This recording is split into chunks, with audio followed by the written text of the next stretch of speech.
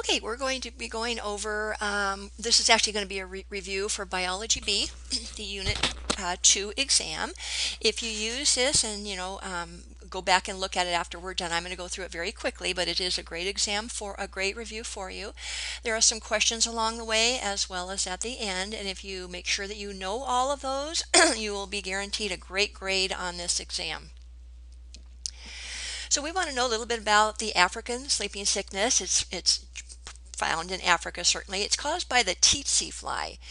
And I have a good picture there. It looks like a fly, but notice that long nose piece. It can harbor protozoa in itself, and when it bites a human, then that protozoa is transferred to the human and can cause a person to become quite ill, even neurologically, where they can have confusion, poor coordination, can actually change a person's behavior. So it's not a good thing to have, and it's all caused by that protozoa that's harbored in that tsetse fly and then is transferred to a human when the tsetse fly bites a human. Paramecium, you've seen a paramecium before. We want to know that they can reproduce either sexually or asexually. And they want you to know that if they reproduce sexually, it's by a process called conjugation. I have a picture here for you. You can see here's two little paramecium, and they have their genetic material in there, the little blue dot and the little red dot. And they kind of break up into the little micronuclei, is what they're called, through the process of meiosis. And the way they have this conjugation or sexual reproduction occur is they get up close to each other and they form a little bridge that goes from one paramecium to the other, and genetic material can be transferred back and forth. So you end up with the paramecium down here where each one has some of its original genetic material as well as some of the new genetic material that it obtained from the paramecium that it had conjugated with. So know that. Amoeba here. An amoeba you've probably seen many times, hopefully. Very well known little protozoa where this is one that has a pseudopods. It's kind of like that blob that it can kind of, push out a blob this way and pull it back in and push out a blob, those pseudopods. But what controls the water input and output in one of those amoeba? And if you look at the bottom picture, you can see the arrow points to what's called a contractile vacuole. And that contractile vacuole can actually take in water inside the amoeba if there's too much in the amoeba. It then moves to the edge of where the amoeba is out here, and then it actually squirts the water outside of the amoeba. So the word itself, contractile, contracting vacuole, kind of gives you a hint as to what it does. It actually can bring water in, and it can actually squeeze or contract water out. Green algae, need to know that the chlorophyll of green algae, and you probably know this one already, is found in the chloroplast. You've probably heard that in 5th grade, 6th grade, 7th, whatever grade that you're in now up to this point. They try and reiterate every year and build on the same, material every year. So I'm sure you probably know that one already. Diatoms are kind of interesting. They're a group of algae. Most are unicellular. What's kind of interesting are these beautiful shapes and colors that they appear to us as, and they actually have a shell kind of around each one, and it's made of silicon dioxide. So these diatoms, just remember that these are the algae that have the silica shells, or the silicon dioxide actually makes up the coating around them.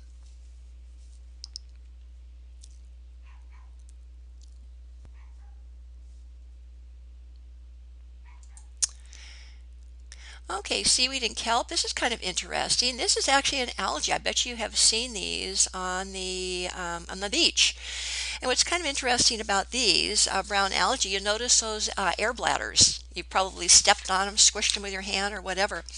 Those air bladders are there to kind of this brown algae that's connected to the ground at the bottom of the ocean, depending on how tall that this brown algae gets, but they have to photosynthesize because that's how they make their own food. So no, we need something. They're so heavy that they need something to buoy them up to the surface so that they can access the light, because you certainly need light for photosynthesis to occur. So if you see something about seaweed and kelp, kind of picture what you see on the beach. It is a brown algae. And let's see if there was anything else that I remember that you needed to know about it. I don't think there was too much more that you needed to know about that.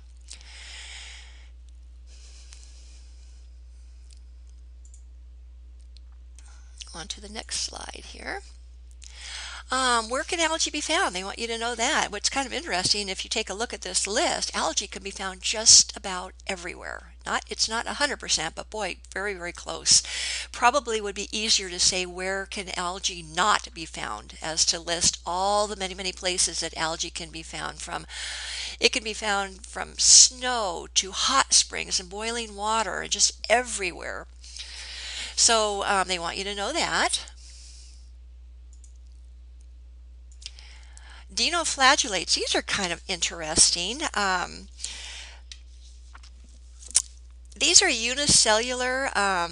They actually cause the red tides. I don't know if you've heard about them, where the mussels can actually, if mussels are growing within the red tides, where the red tides are, and those dinoflagellates are present there, and they get into the mussels. If somebody has collected mussels to eat and they have that the dinoflagellate within the mussels that they collect, it can actually make the people quite sick because you've ingested this algae.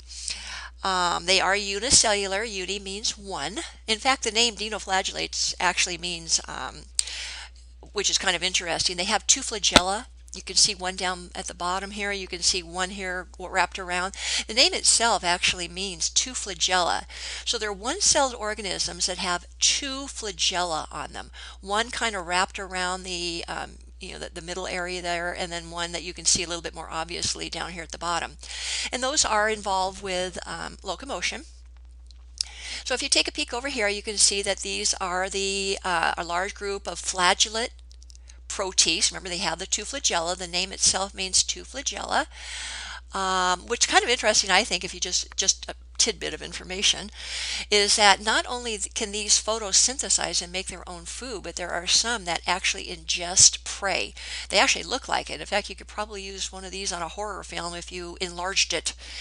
They're kind of odd shapes here, including this one here. So they actually can photosynthesize as well as ingest prey. So the thing to remember is that these dinoflagellates cause the red tides, okay, that we talked about, and they have, as the name indicates, two flagella, one wrapped around the middle there involved with locomotion, and one, so they can spin, and then one down here at the bottom so it can propel itself in one direction or another. Edward Jenner is the person that, and that's just a name that I'm sure will pop up as you go through your years of school. He was responsible for the smallpox vaccination. Here's a child that did not have it, and you can see the disease process going on within. So almost.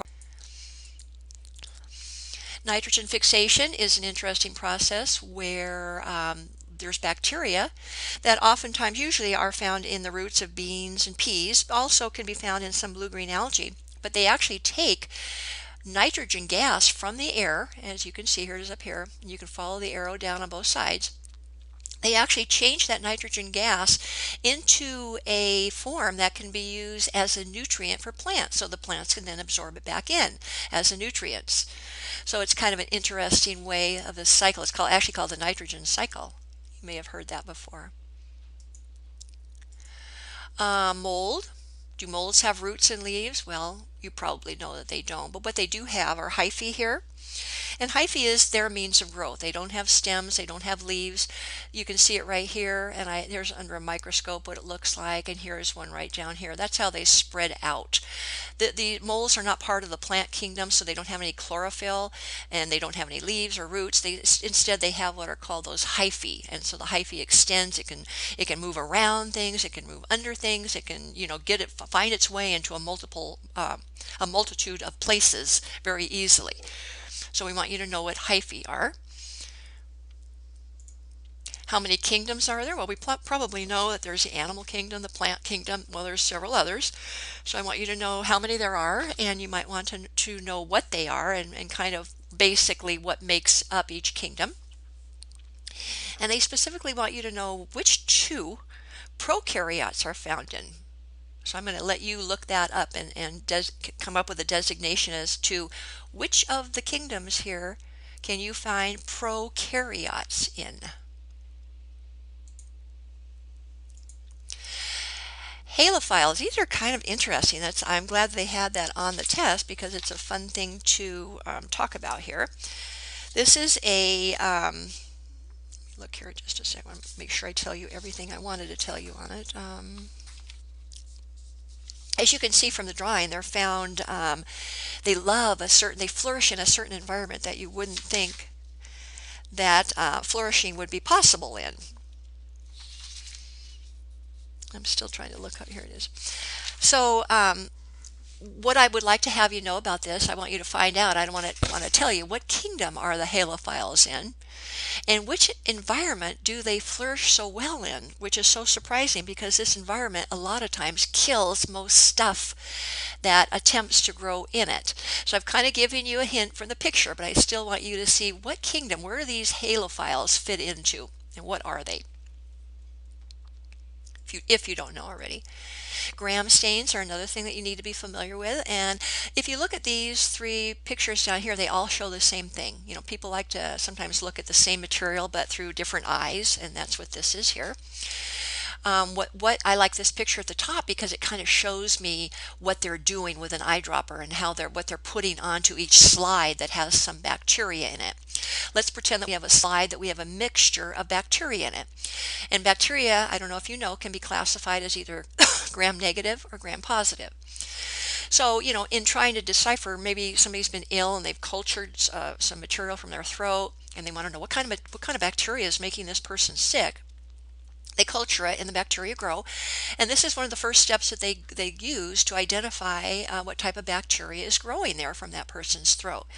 So they'll put a mixture of whatever came from the person's throat on after it's been growing on an agar plate. They'll put it on a slide there, and now we're going to do the gram stain. So the very first thing that we put on is, as you can tell, this kind of a dark purple, like a crystal violet color on it. So we put the crystal violet on it, and you can see it turns all the bacteria the same color. So what we have to do next is we put a mordant on it, which is iodine, and it kind of fixes the color to the organisms that are going to keep that color, makes them keep that color. So now we could still see all the bacteria are the same color, so we're not really seeing any difference yet, and there's no way of determining whether it's gram positive or negative yet. Now the next step is where it comes in, where it's going to help. Now I put alcohol on it, and what it does is it actually, if it's gram positive will go ahead and keep the purple, but if it's a gram negative bacteria, all the color is washed out of them. So now the only thing I can really see are the gram positive, and all the gram negative are kind of invisible. So then the next step you might think of, well, how can I color the gram negative so that I can see them? So that's what they do next. They put on a pink or red dye, and now that colors all the gram negative.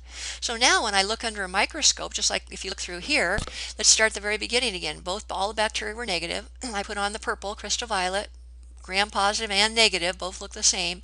Put on that iodine, still looking the same. Now I decolorize with the alcohol though. The only one that keeps that purple color is the gram positive. But now my gram negative are all invisible. So I have to recolor with a different color to make them show up. So now when I look under the microscope, I can see all the purple ones I know are gram positive, if there are any there. And if I see pink ones, I'll know that those are gram negative bacteria.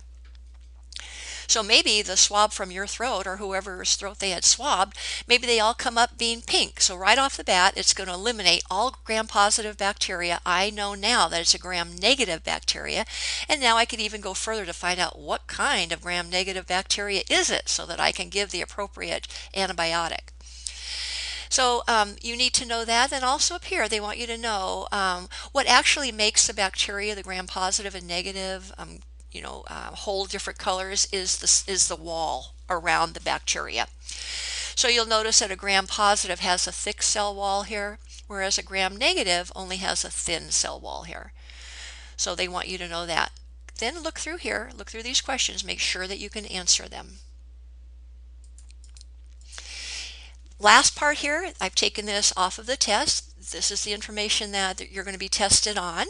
So I would take a separate piece of paper, go through this, and go through your lessons and research and get the answers to these and learn them so that you know them for the test. Now, if you need more help on any of this, let me know. We can always get together one-on-one. But I think if you go back through the slides and answer your questions here and answer the questions that I asked you to throughout the slides, you'll do very, very, very well on the test. So give me a call when you're finished looking through this. I'll ask you a couple questions just to verify that you indeed did watch it, and then you get the full credit for this particular project. So thanks for watching, and give me a call right away, okay? And we'll get that done and points in. Thanks. Bye.